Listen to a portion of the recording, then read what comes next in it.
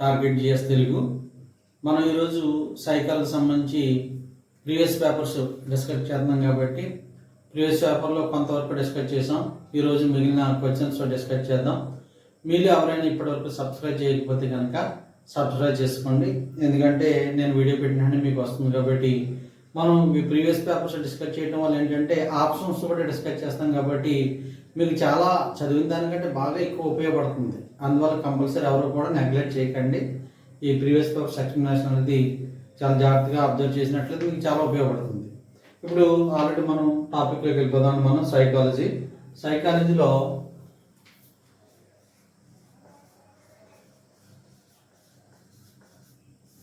Previous papers discuss చేద్దాం కదండి. ఇందులోను మీకు క్వశ్చన్ చూడండి, ఒకసారి నేను చదువుతున్నాను. Ogive curve is also known as అని ఇచ్చాడండి. అంటే ఓగివ్ వక్రమునకు మరో పేరేంటి అన్నాడు. First one histogram, second one frequency polygon, third one cumulative frequency curve, fourth one pie graph అన్నాడు. ఏమండి ఇందులోను మనకి ఏది కరెక్ట్? తెలుగులో కూడా చూడండి, ఓగి వక్రమునకు మరో పేరేంటి అన్నాడు. సోపాన చిత్రం అన్నాడు. ఒకటది సోపాన చిత్రం అంటే ఏంటంటే అది ఇలాగ మనం ఇలా బార్ లాగా ఉండేదాన్ని సోపాన చిత్రం అంటాం. మనం ఇలాగా బార్ లాగా ఉండేదాన్ని మనం సోపాన చిత్రం అంటాం. అర్థమైందండి? అంటే మనం గ్రాఫ్లో ఇలాగ బార్ల రూపంలో చూపించేదాన్ని మనం సోపాన చిత్రం అంటే హిస్టోగ్రామ్ అంటాం. దాన్ని ఇదేంటంటే ఇది హిస్టోగ్రామ్ అండి, హిస్టోగ్రామ్ అంటాం. అలా బార్లాగా స్తంభాలాగా చూపించినట్లయితే. రెండవది ఏంటంటే ఫ్రీక్వెన్సీ పాలిగాన్ అంటే పౌనఃపున్య బహుభుజి. పౌనఃపున్య బహుభుజి అంటే ఎలా చేద్దామండి మనం? ఇందులోను ఇక్కడ చుక్కలు పెడతాం, ఇలా డాట్స్ పెడతాం, ఇలా ఇటు కలుపుకుంటూ వెళ్తాం. అంటే ఇలాగా అంటే మనం వచ్చిన వాల్యూషన్ పెట్టండి. ఇలా పాయింట్స్ పెట్టుకొని పాయింట్స్ వైజ్ ఇలాగా మనం కలుపుకుంటూ వెళ్తాం కాబట్టి దాన్ని పౌనఃపున్య బహుభుజి అంటాం. ఆ పౌనఃపున్య బహుభుజి అంటే చాలా వస్తాయి కదండి యాంగిల్స్ అన్ని కూడా, వీటిని పౌనఃపున్య బహుభుజి అంటాం. థర్డ్ వన్ ఏం చెప్పాడు? మూడోది ఏం చెప్పాడంటే క్యుములేటివ్ ఫ్రీక్వెన్సీ కర్వ్. చూడండి, మనం దీన్ని ఏం సాధారణంగా ఇలా ఉందనుకోండి, ర్యాక్ని ఇలా చేస్తాం కదా, మంచిగా బెల్ షేప్లో ఉంటుందని అంటూ ఉంటాం కదా మనం. అంటే ఇక్కడ ఎక్కడ కూడా దీనికి ఈ భుజాలు ఏముండవండి, డైరెక్ట్గా ఇలాగా మనం గీస్తాం. దాన్ని ఏమంటామంటే మనం క్యుములేటివ్ ఫ్రీక్వెన్సీ కర్వ్ అంటాం. దాన్ని అండి సంచిత పౌనఃపున్య వక్రం అంటాం. నెక్స్ట్ ఏంటంటే పై గ్రాఫ్. నాలుగోది పై గ్రాఫ్ అండి. పై గ్రాఫ్ అంటే ఏంటండి, మనం వృత్తలా చెబుతాం కదా, దాన్ని పై గ్రాఫ్ అంటాం. ఇందులో ఏం చేస్తాం మనం 50% దీని నుంచి ఎంత చెప్పిన తర్వాత ఇలా గీస్తూ ఉంటాం మనం. ఏమండి దీన్ని పై గ్రాఫ్ అంటాం. ఇప్పుడు క్వశ్చన్ చూడండి, ఒకసారి చూడండి. Ogive curve is also known as అంటే ఓగివ్ వక్రమునకు మరో పేరు ఏంటంటే దాన్ని క్యుములేటివ్ ఫ్రీక్వెన్సీ. ఏదండి? క్యుములేటివ్. ఇది third one cumulative frequency curve అంటాం. లేదా తెలుగులో ఏమంటామంటే సంచిత పౌనఃపున్య వక్రం అంటాం. అర్థమైందండి? నాలుగిట్ల గురించి కూడా అర్థమైందిగా. ఈసారి మీకు ఇందులో ఏది అడిగినా ఈజీగా రాయొచ్చు. ఏమండి? ఓకే, నెక్స్ట్ క్వశ్చన్ డిస్కస్ చేద్దాం మనం. Next question, opinion of psychologist with respect to early childhood stage అన్నాడు. అంటే పూర్వ బాల్య దశకు సంబంధించి మనోవిజ్ఞాన శాస్త్రవేత్తల అభిప్రాయం ఏంటి అన్నాడు. మీకు ఒకటి గుర్తుపెట్టుకోవాలండి, ఇక్కడ మనకి సైకాలజీ అలాగే ఇంగ్లీషు అంటే సైకాలజీ ఉందనుకోండి తెలుగులోనే ఇస్తాడు, ఇంగ్లీష్లో కూడా క్వశ్చన్ ఇస్తాడు. ఇంగ్లీష్ అనుకోండి ఓన్లీ ఇంగ్లీష్ ఇస్తాడు, తెలుగు అనుకోండి ఓన్లీ తెలుగులో ఇస్తాడు, దానికి ఇంగ్లీష్లో ట్రాన్స్లేషన్ ఏమి ఉండదు అండి. తర్వాత మిగిలినట్లకి మనకి మ్యాథ్స్ తెలుగులోనే ఇస్తాడు, ఇంగ్లీష్లో ఇస్తాడు. అలాగే ఈవీఎస్ సంబంధించి కూడా తెలుగులోను కూడా ఇంగ్లీష్లో కూడా ఈ ప్రశ్నలు అనేవి ఇవ్వడం జరుగుతుంది. కాబట్టి మనం ఒకవేళ తెలుగు అర్థం కాకపోతే కొన్ని వర్డ్స్ ఇంగ్లీష్లో చదువుకోవచ్చు, ఇంగ్లీష్లో వర్డ్స్ కొంచెం అర్థం అవ్వకపోతే తెలుగులో చదువుకోవచ్చు, అంటే అలాగే చేసుకోవచ్చు. కానీ తెలుగు అలా కాదండి, తెలుగు జాగ్రత్త చదవాల్సింది. అలాగే ఇంగ్లీష్ కూడా గ్రామర్ అయి ఉంటాయి కాబట్టి జాగ్రత్త చదవాలి. ఆ గ్రామర్ ఎక్స్ప్లెయిన్ చేసినట్టు నేను అందులో చెప్తాను. ఇప్పుడు ఇది చూద్దాం మనం. పూర్వ బాల్య దశకు సంబంధించి మనోవిజ్ఞాన శాస్త్రవేత్త అభిప్రాయం ఏంటి అన్నాడు. చూడండి, ఇక్కడ ఏమన్నాడు? ఫస్ట్ ఇది పూర్వ ముఠా వయస్సు, అన్వేషణాత్మక వయస్సు. రెండోది ఏమన్నాడు? పాఠశాల వయస్సు, ముఠా వయస్సు అన్నాడు. మూడవది ఏమన్నాడు, సమస్యాత్మక వయస్సు, సృజనాత్మక వయస్సు అన్నాడు. నాలుగవది సమస్య పరిష్కార వయస్సు, సృజనాత్మక వయస్సు అన్నాడు. అంటే ఇప్పుడు ఒకసారి పూర్వ బాల్య దశ. పూర్వ బాల్య దశని ఇప్పటి వరకు అండి 2 నుంచి 6 సంవత్సరాలు అండి. పూర్వ బాల్య దశ అంటే పూర్వ బాల్య దశ అండి ఎప్పుడు 2 నుంచి 6 సంవత్సరాల వరకు ఉంటుంది. ఇది అన్నాడు మనోవిజ్ఞాన అభిప్రాయం ఏంటంటే 7. ఇది అలాగే ఉత్తర బాల్య దశ ఇప్పుడు వరకు ఉంటుందండి 6 నుంచి, ఉత్తర బాల్య దశ 6 నుంచి 12 సంవత్సరాల వరకు ఉంటుంది. 6 to 12. ఇప్పుడు ఫస్ట్ దాన్ని ఆలోచిందామండి. అంటే పూర్వ మొటా వయసు, అన్వేషణాత్మక వయసు. అంటే పూర్వ మొటా వయసు చూసారనుకోండి, సపోజ్ ఇలా గ్రూపులు లేకుంటారు, పిల్లలు ఆడుకుంటారంటే 2 సంవత్సరం 6 సంవత్సరాల వరకు అంతవరకు ఉండదు. కానీ ఒకవేళ అనుకుంటే రెండోది ఇచ్చాడు, అన్వేషణాత్మక వయసుని ఇచ్చాడు. అన్వేషణ అనేది జరగదు ఆ సంవత్సరాలు, అంటే తప్పు. రెండోది ఇచ్చాడండి పాఠశాల వయస్సు, మొటా వయసు అన్నాడు. పాఠశాల వయసు అంటే ఎప్పుడండి, సాధారణంగా ఫ్రీ ఎడ్యుకేషన్ అంటే ఫ్రీ స్కూల్ అంటాం కదా, అప్పటి నుంచి ఉండేది. అందులో మొట్టా వయసు అనేది ఉండదు పిల్లలకి. అంటే దాని ఉత్తర బాల్య దశ అన్నాం మనం. ఏది 6 నుంచి 12 సంవత్సరాల దానికి ఉత్తర బాల్య దశ అన్నాం. తర్వాత దీన్ని జీరోమ్ కంగన్ అనే అతను దీన్ని ఈ విధంగా వివరించాడు. ఇందులోను మూడోది ఏంటంటే సమస్యాత్మక వయసు. సమస్యాత్మక వయసు అంటే ఏంటంటే పిల్లలు రకరకాల పేచీలు పెడతారు, ఆలోచనతో ఉంటారు, రకరకాల మాట్లాడుతుంటారు అంతా. అలాగే క్రియేటివిటీ వయసు. క్రియేటివిటీ అంటే సమస్యాత్మక వయసు అన్న అతను ఎవరంటే జీరోమ్ కంగన్ అనే అతను అన్నాడు ఈ బాల్య దశని, పూర్వ బాల్య దశని. అలాగే సృజనాత్మక వయసు. సృజనాత్మక అంటే అదేంటి, ఇదేంటి, ఇదేదో చేయొచ్చు కదా, అది అట్లా చేయొచ్చు కదా అనేటువంటి ఒక క్రియేటివిటీ అనేది వస్తుంది. 4 చూసాను, 4 ఆప్షన్ సమస్య పరిష్కార వయస్సు. అంటే సమస్య పరిష్కరించడం అనేది ఇక్కడ ఈ వయసులో ఏం జరగదు, పిల్లలు ఏదో ఆడుకుంటారు తప్పించి. అంటే ఇక్కడ చూడండి పూర్వ బాల్య దశకు, పూర్వ బాల్య దశ అంటే 2 నుంచి 6 సంవత్సరాలు దృష్టిలో పెట్టుకొని నేను ఆన్సర్ చేయాలంటే అంటే అది సమస్య పరిష్కార వయస్సు కాదు.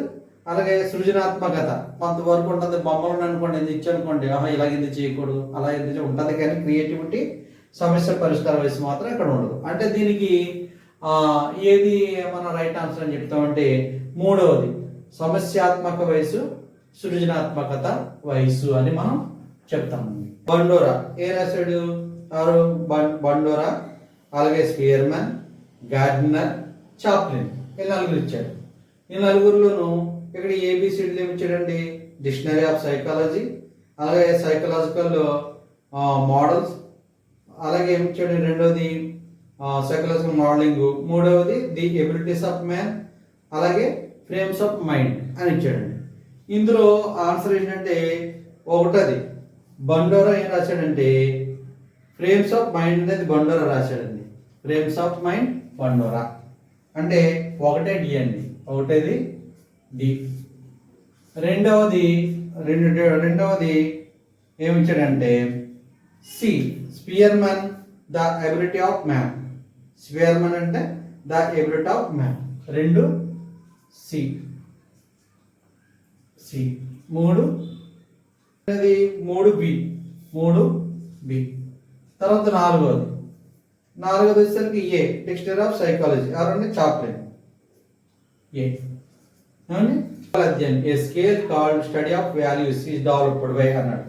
ఇక్కడ డైరెక్ట్ ఆన్సర్ అండి. ఎవరంటే ఫస్ట్ ఇచ్చాడు ఆల్బర్ట్ వెర్నర్ లిండే అని ఇచ్చాడు. Second one Williamson, Carl Roger, Maclean. Third one Binet, Simon ఇచ్చాడు. 4వది క్విగ్లీ, తర్వాత ప్రిసీనా అని ఇచ్చాడు. ఇందులోనూ మనకి ఏంటంటే విలువలది స్టడీ ఆఫ్ వాల్యూస్ గురించి ఒక స్కేల్ డెవలప్ చేసిన వారు ఎవరంటే ఆల్బర్ట్ వెర్నర్ లిండ్సే. ఇలా 3 అండి. ఆల్బర్ట్ ఒకటి, దీనికి ఆన్సర్ ఏదంటే ఒకటి, ఫస్ట్ది ఆన్సర్ కరెక్ట్ అండి. ఎవరంటే ఆల్బర్ట్ వెర్నర్ అండ్ లిండ్సే అనే వాళ్ళు వీళ్ళు 3 తయారు చేశారు. నెక్స్ట్ క్వశ్చన్కి వెళ్దాం. నెక్స్ట్ క్వశ్చన్ మీరు చూడండి, ఎక్కడ చదువుతున్నాం చూడండి. కెరటం నాకు ఆదర్శం, అది లేచి పడుతున్నందుకు కాదు, పడినా లేస్తున్నందుకు అనేది వ్యక్తి యొక్క దీని దృఢత్వాన్ని సూచిస్తుంది అన్నాడు. అండ్ మరొకసారి చదువుతాను చూడండి. అది tide is my role model not because it rises and falls but because even if it falls it rises, అంటే it indicates one strength in his character. అంటే అతనికి ఏం చెప్తున్నాడు, కెరటం నాకు ఆదర్శం, అది లేచి పడుతున్నది కాదంటండి. ఎందుకు, అది లేస్తున్న పడినా లేస్తున్నందుకంట అనేది వ్యక్తికి దీని దృఢతం. అభిరుచి, అభిరుచి అంటే ఏంటండి, ప్రత్యేకంగా ఇంట్రెస్ట్ చూపించిన అభిరుచి అనేది. సహజ సామర్థ్యము అంటే ఏంటంటే యాప్టిట్యూడ్. యాప్టిట్యూడ్ అంటే సహజంగా, సామాన్యం ఏంటి, రీజనింగ్ లోను వాటి వీటిలో మనం చేస్తూ ఉంటాం కదండి, టెస్ట్లు అయి పెడుతుంటారు కదా, దాన్ని సహజ సామర్థ్యం అంటాం. మూడవది ఏంటంటే వైఖరి, యాటిట్యూడ్, అంటే అతని ప్రవర్తనలో మార్పు అనమాట. ప్రవర్తన, ఆలోచన విధానం, ఇవన్నీ కూడా మనం వైఖరులు అంటాం. అలాగే క్రియేటివిటీ, సృజనాత్మకత అంటే కొత్తదాన్ని క్రియేట్ చేయటం అనేది, ఇవన్నీ ఉంటాయి. అయితే ఇందులో మనం ఏదని చెప్పుకోవచ్చండి, అక్కడ మనం యాటిట్యూడ్ అని చెప్పుకోవచ్చండి. ఎందుకంటే అతను కెరటం నాకు ఆదర్శం, అది లేచి పడుతున్నందుకు కాదు కానీ పడినా లేస్తున్నందుకు అన్నాడు. అంటే అతను వైఖరి దాన్ని తీసుకున్నాడు కాబట్టి అతను డిఫరెంట్ ఉంది కాబట్టి దాన్ని మనం అంటే వైఖరి అంటే యాటిట్యూడ్. అంటే మూడవది attitude is the right answer. Attitude అండి, యాటిట్యూడ్ అంటే వైఖరి, వైఖరి is the right answer. Next question ఏమంటున్నాడంటే ఆత్మభావనకు సంబంధించి సరైన ప్రవచనాలను గుర్తించండి అన్నాడు. ఆత్మభావనకు సంబంధించి సరైన ప్రవచనాలను గుర్తించండి. కార్ల్ రోజర్స్ ప్రకారం ఇది 3 మూలకాలను కలిగి ఉంటుంది అన్నాడు. రెండవది ఏమన్నాడు, Q sorts is used as a self concept అన్నాడు. అంటే క్యూసాట్స్ ఆత్మభావన మదింపునకు ఉపయోగిస్తారు అన్నాడు. ఇందులోను 1 ఏ కరెక్టా, 2 బి కరెక్టా, 3 ఏబి కరెక్టా, 4 ఏబి కరెక్టా అని అంటున్నాడు. ఇందులో ఏంటంటే కార్ల్ రోజర్ సెల్ఫ్ కాన్సెప్ట్లో 3 మూలకాలను చూపించాడు. ఏంటంటే రియల్ సెల్ఫ్ ఒకటిది, రియల్ సెల్ఫ్ ఒకటి, రెండవది మనకి ఐడియల్ సెల్ఫ్,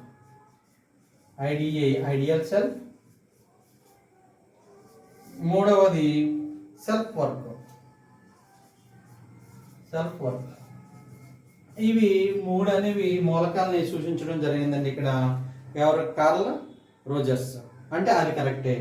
తర్వాత ఇంకోటి ఏంటంటే ఇక్కడ క్యూసార్ట్ను అనేది ఆత్మను కూడా, అది మనం దేనికంటే అసెస్ట్ సెల్ఫ్ కాన్సెప్ట్ కూడా దానికి యూజ్ చేస్తాం మనం. అంటే Q sorts is used to assess self concept. అందువల్ల ఏంటి, ఏ బి 2 కరెక్ట్ అండి. ఏ కరెక్టే, బి కరెక్టే. ఇది ఎక్కడ ఉందండి ఆప్షన్, ఏబి 2 కరెక్ట్ అనేది 4th వన్లో ఉందండి. 4th వన్లో ఏబి 2 కరెక్ట్ ఆన్సర్లే అని.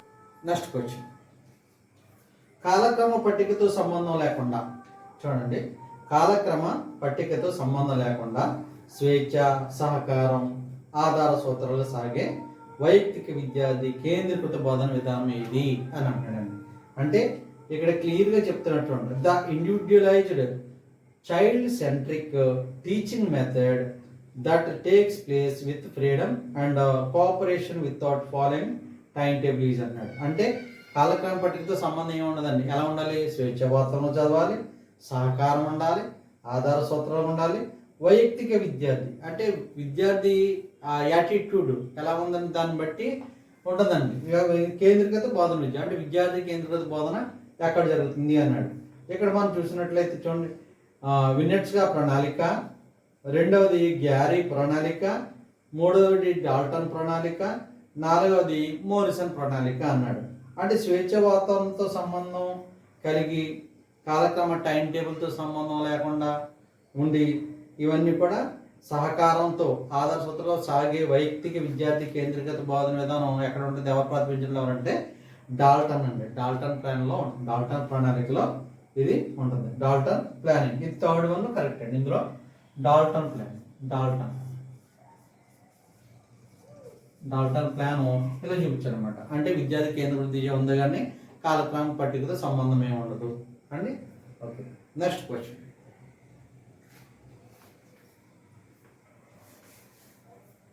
చూడండి, డస్టర్ యొక్క అసాధారణ ఉపయోగాలు చెప్పమని విద్యార్థులను అడగడం ద్వారా ఉపాధ్యాయుడు కొలవదగిన అంశం ఏది అన్నాడు. అంటే డస్టర్ ఉందని డస్టర్ ఇచ్చి దానివల్ల అసాధారణ ఉపయోగం, సాధారణ కదా అసాధారణ, ఇంకా ఏంటి దానివల్ల ఏంటి అని ఉపయోగాలు చెప్పమని విద్యార్థులను అడగడం ద్వారా ఉపాధ్యాయుడు కొలదగిన అంశం ఏంటి? ఫస్ట్ వైఖర్య, రెండవది సృజనాత్మకత, మూడవది అభిరుచి, నాలుగవది సహజ సామర్థ్యము. అంటే ఫస్ట్ ఏంటి? యాటిట్యూడా, క్రియేటివిటీయా, ఇంట్రెస్టా, యాప్టిట్యూడా అంటున్నాడు. ఇక్కడ ఏమర్థం అవుతుంది మనకి? డస్టర్ యొక్క అసాధారణ ఉపయోగాలు అంటే ఏం చేయాలండి?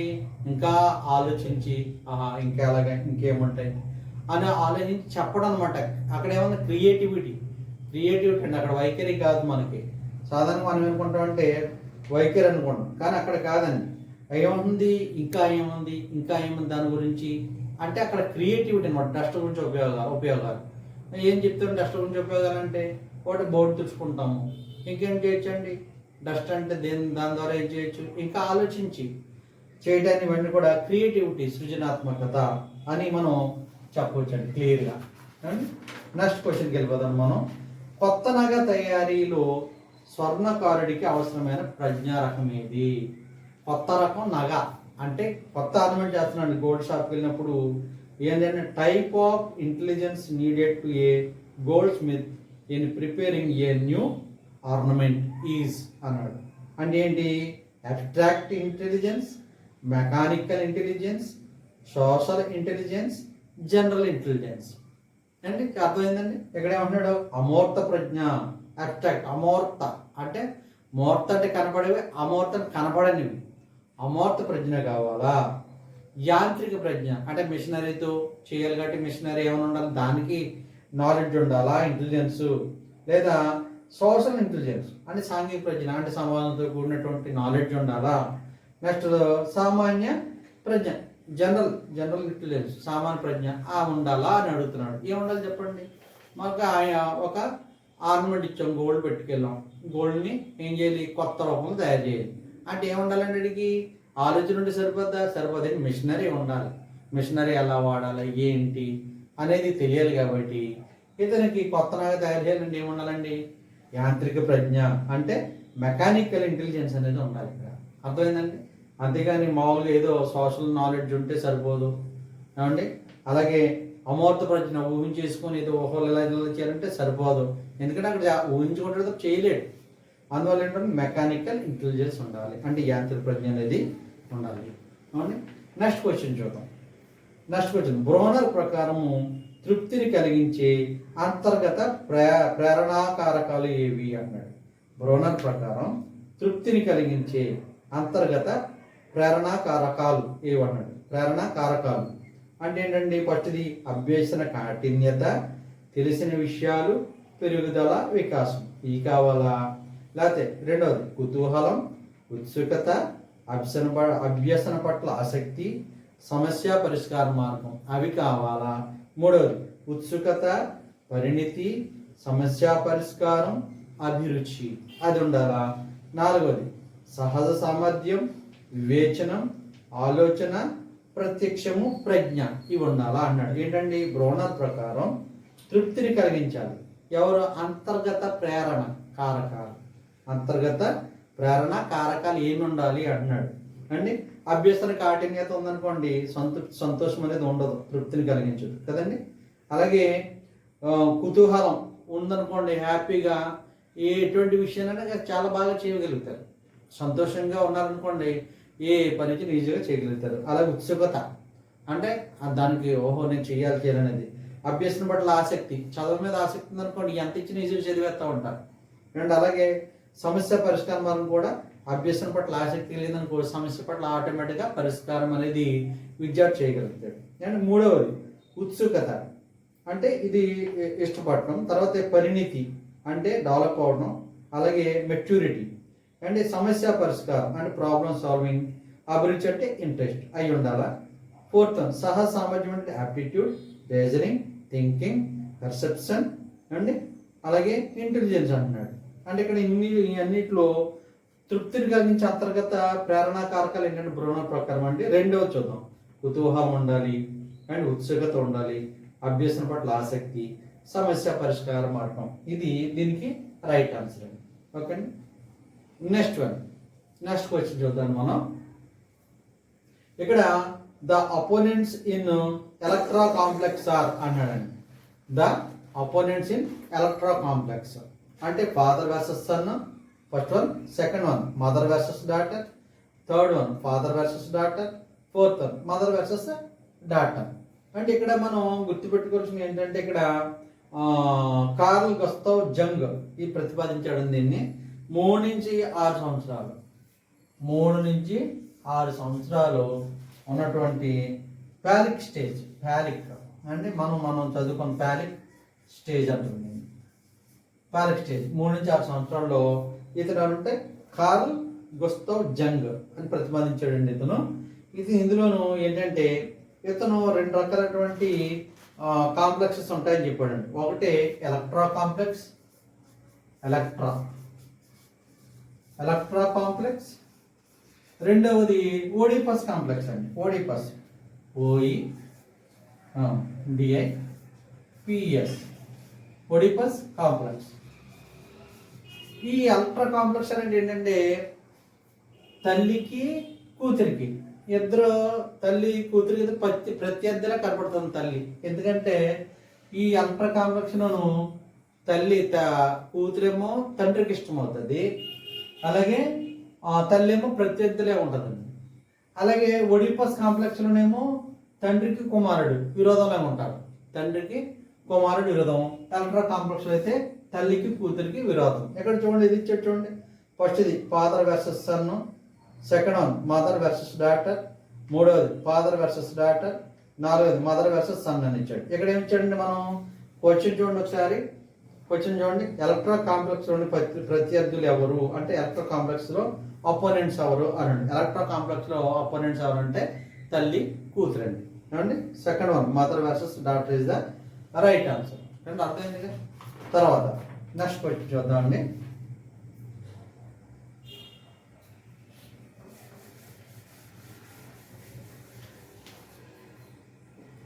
నెక్స్ట్ క్వశ్చన్, మానవ వికాస సూత్రానికి సంబంధించి సరైన వాక్యం ఏది అన్నాడు. మానవ వికాస సూత్రానికి సంబంధించి సరైన వాక్యం ఏది అన్నాడు. చూడండి, ఒకటిదేమొచ్చాడు, వికాసం అన్ని దశలలో ఒక విధంగా సాగుతుంది అన్నాడు. రెండోది అన్నాడు, వికాసం ఎల్లప్పుడూ నిలువుగా ఊర్ధ్వముఖ దిశలో ఉంటుంది అన్నాడు. మూడవది వికాసం అవిచ్ఛిన్నంగా సాగుతుంది అన్నాడు. నాలుగవది శారీరక పరిపక్వత పొందిన తర్వాత వికాసం ఆగిపోతుంది అన్నాడు. ఇందులో ఫస్ట్ చూద్దాం, మానవ వికాస సూత్రానికి సంబంధించిన సరైన వాక్యం ఏది అన్నాడండి. అంటే true statement regarding the principles of human development అన్నాడు. ఇందులో వికాసం అన్ని దశలలో ఒకే విధంగా సాగుతుంది అన్నాడండి. వికాసం అనేది అన్ని దశలో ఒకే విధంగా సాగదండి. ఎందుకంటే పిల్లల యొక్క పరిసరాలు అన్నీ కూడా ఆధారపడి ఉంటుంది కాబట్టి వికాసం అనేది అన్ని దశలో ఒకేలాగా సాగదు. ఎందుకంటే రకరకాలుగా ఉంటుంది పరిస్థితులన్నీ కూడా. రెండవది వికాసం ఎల్లప్పుడు నిలువుగా ఊర్ధ్వముఖ దిశలో జరుగుతుంది అన్నాడు. అది ఇప్పుడు కూడా అలా జరగదండి. అలాగే వికాసం అవిచ్ఛిన్నంగా సాగుతుంది. డెవలప్మెంట్ ఈజ్ కంటిన్యూస్ ప్రాసెస్ అన్నాడు ఇంగ్లీష్లో. అంటే డెవలప్మెంట్ అనేది కంటిన్యూస్ ప్రాసెస్ అంటే ఏంటండి, ఇక్కడ మీరు అప్పుడు గుర్తుపెట్టుకోవాలి, శారీరక వృద్ధి కాదండి. వికాసం అంటే మానసిక వికాసం అని అర్థం అక్కడ. అంటే అది ఎప్పుడు జరుగుతుంది, మానసిక వికాసం జననం నుంచి మరణం వరకు సాగుతూనే ఉంటుంది, అంటే కంటిన్యూ అవుతుందండి. దాన్ని అదే శారీరక వృద్ధి అనుకోండి, ఒక వయసు వచ్చిన తర్వాత ఆగిపోతుంది, తర్వాత ఎదగరు. కానీ ఇక్కడ ఏమన్నాడు, వికాసం అన్నాడు ఏంటంటే డెవలప్మెంట్ ఈజ్ కంటిన్యూస్ ప్రాసెస్ అన్నాడు. Third one. ఫోర్త్ వన్ అన్నాడు development stop after once physically maturity is reached, అంటే ఒక వయసు వచ్చిన తర్వాత ఆగిపోతుంది అన్నాడు. ఏది కరెక్ట్ అనేది, ఇక్కడ డెవలప్మెంట్ అనేది అవిచ్ఛిన్నంగా సాగుతుంది, అంటే జననం నుంచి మరణం వరకు కూడా సాగుతుంది. దాని development is a continuous process. ఈ third one is the right answer. Development అనేది కంటిన్యూస్ ప్రాసెస్, అది ఇప్పుడు కూడా ఆగదు. మనిషి పుట్టినప్పటి నుంచి చనిపోయే వరకు కూడా జరుగుతూనే ఉంటుంది. తర్వాత నెక్స్ట్ క్వశ్చన్ అండి, ఒక వ్యక్తిలోని నిర్దిష్టమైన జ్ఞానము, నైపుణ్యము లేదా నిర్వహించదగిన ప్రతిస్పందన సముదాయమే డాష్ డాష్ అని అనుకున్నాం. అంటే ఒక వ్యక్తిలో the sum of specific knowledge, skills or responses performed by an individual is or have అన్నాడు. అంటే ఏంటి, ఒక వ్యక్తిలో నిర్దిష్టమైన జ్ఞానము, నైపుణ్యము లేదా నిర్వహించదగిన ప్రతిస్పందన సముదాయమే అతని యొక్క సామర్థ్యమా, సృజనాత్మకత, అవసరాల, వైఖరుల అన్నాడు. అంటే ఏంటి? యాప్టిట్యూడ్, క్రియేటివిటీ, నీడ్స్, యాటిట్యూడ్ అన్నాడు. ఇక్కడ దాన్ని ఒకసారి ఆలోచించండి.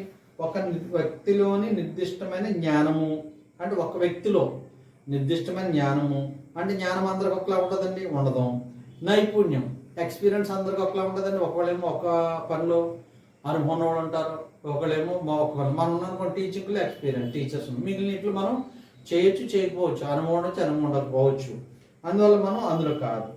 అలాగే ఇంకోటి ఏంటంటే మనకి ఇక్కడ చెప్తున్నట్టు నీడ్స్, అవసరాలు నైపుణ్యము లేదా నిర్వహించదగిన ప్రతిస్పందన సముదాయం. ఏంటండి? అవసరాలు అయితే కొన్ని వరకే ఉంటుంది, కానీ వైఖరి, ఒక మనిషి యొక్క వైఖరి ఉందనుకోండి, అది ఏదైనా చేయగలుగుతాడు. అతనిలో జ్ఞానం ఉండాలి, నైపుణ్యం ఉండాలి, అలాగే అతను ప్రతిస్పందన ఇవన్నీ కలిపితే అతని యొక్క యాటిట్యూడ్ అవుతుందండి. ఏముందండి? యాటిట్యూడ్. అంటే ఆన్సర్ ఏది వస్తుందండి? 4వది ఆప్షన్ యాటిట్యూడ్. రైట్, యాటిట్యూడ్ 4వది ఆన్సర్ అవుతుందండి. ఓకే అండి. నెక్స్ట్ ఈరోజు ఇందులో ఈ పేపర్ సంబంధించి లాస్ట్ క్వశ్చన్ అండి, చూద్దాం. 30th. ఈ ఆలోచన రకంలో సృజనాత్మకత ఎక్కువగా ఉంటుంది. ఈ ఆలోచనలో అంటే creativity is more in this type of thinking. Creativity is more in this type of thinking. ఏంటండి? Convergent thinking, second one associated thinking, third one directive thinking, fourth one perceptual thinking. అంటే చూడండి, కన్వర్జెంట్ థింకింగ్ అంటే ఏంటి? సమైక్య ఆలోచన, అందరు కలిసి మాట్లాడుకోవటం, ఇవన్నీ అన్ని రకాల అనుభవాలు కలిగి ఉండడం, దాన్ని బట్టి. రెండవది నిర్దేశిత ఆలోచన, అసోసియేటెడ్ థింకింగ్, అంటే ఒక లిమిట్స్ లోబడా. సంసర్గ ఆలోచన, డైరెక్టివ్ థింకింగ్, అంటే రకరకాలుగా ఏం చేస్తే బాగుంటుంది అంటే ఒకే విషయాన్ని అనేక రకాలుగా ఆలోచించడం, అదా. లేకపోతే పర్సెప్చువల్ థింకింగ్ అంటే ప్రత్యక్ష ఆలోచన అని అంటున్నాడు. అంటే ఏదైనా చెప్తారో ఒకసారి ఆలోచించండి మీరు.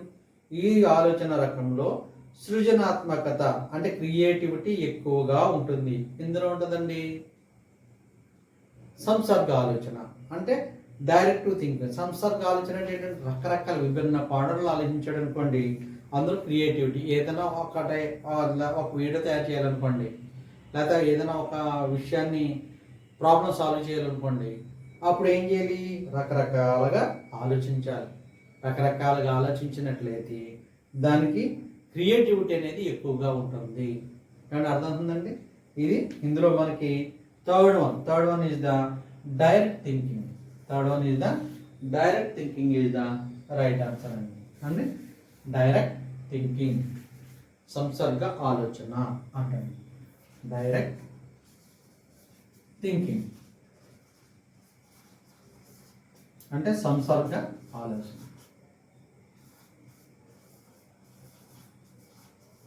ఓకే అండి. ఇది ఒక 2025లో ఒక బ్యాచ్లో ఇచ్చినటువంటి పేపర్, సైకాలజీ సంబంధించి ఈ 30 క్వశ్చన్స్. ఈ 30 క్వశ్చన్స్ మనం చెప్పుకోవటం వల్ల ప్రతిదాన్ని ఆప్షన్ ఎక్స్ప్లెయిన్ చేసుకున్నాం కాబట్టి మనకి చాలా నాలెడ్జ్ వస్తుంది. మీరు ఒకవేళ మీకు అర్థం కాకపోతే మళ్ళీ ఒకసారి వీడియో చూడండి. నేను పెట్టిన వీడియోస్ ఉన్నాయి కదా, సైకాలజీ సంబంధించినటువంటి అన్ని వీడియోలు చూడండి. అలాగే వీటిలో ఎక్స్ప్లెనేషన్ ప్రీవియస్ పేపర్స్ కూడా ఎక్స్ప్లెయిన్ చేశాను, అది కూడా చూడండి. నెక్స్ట్ వేరే పేపరు, ఈ బ్యాచ్ పేపర్లో ఒక రోజు ఒక బ్యాచ్ పేపర్ అండి. ఇది అంటే మనకి ఇంచుమించు 5 రోజులు ఉన్నాయి అనుకోండి, 5 రోజులకి 10 పేపర్లు ఉంటాయండి. ఒకే సంవత్సరంలో 10 పేపర్లు ఉంటాయి. ఏమంటే ఆ 10 పేపర్లో డిస్కస్ చేస్తే చాలా నాలెడ్జ్ మనకు వస్తుంది. మీరు చదవకపోయినా చాలా నాలెడ్జ్ వస్తుంది. కాబట్టి ఆప్షన్స్ వల్ల మనం డిస్కస్ చేస్తాం కాబట్టి మనకి ఎగ్జామ్ చాలా బాగా ఉపయోగపడుతుంది. అందువల్ల మీరు జాగ్రత్తగా ఫాలో కండి.